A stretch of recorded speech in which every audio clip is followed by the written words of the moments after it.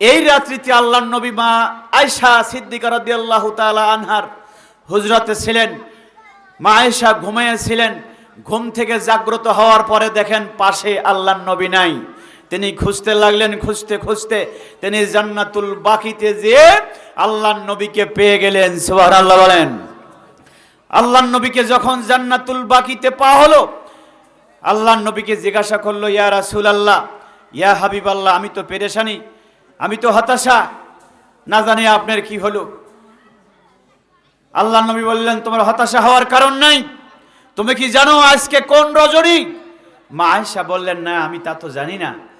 আল্লাহর নবী বললেন, আজকে হচ্ছে মধ্য রজনী, শাবান মাসের মধ্য রজনী, 14 তারিখ দিবাগত রাত, যে রাত্রিতে আল্লাহ পাক সমস্ত মুমিন মুমিনাতকে মাফ করবেন। সুবহানাল্লাহ বলেন।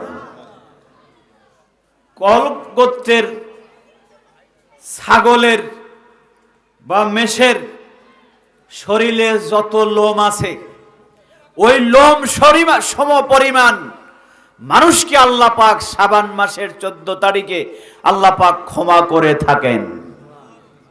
তাই এ রাত্রিতে ইবাদত বন্দেগী করায় কোনো দোষের কিছু নাই। আপনি প্রতি মাসে প্রতিদিন যেভাবে রাত্রি জাগরণ করেন ঠিক সেইভাবেই করবেন, কিন্তু বিনিময়ে আল্লাহ পাক নিসফু শাবানে এক্সট্রা ফজিলত দান করবেন। সুবহানাল্লাহ বলেন।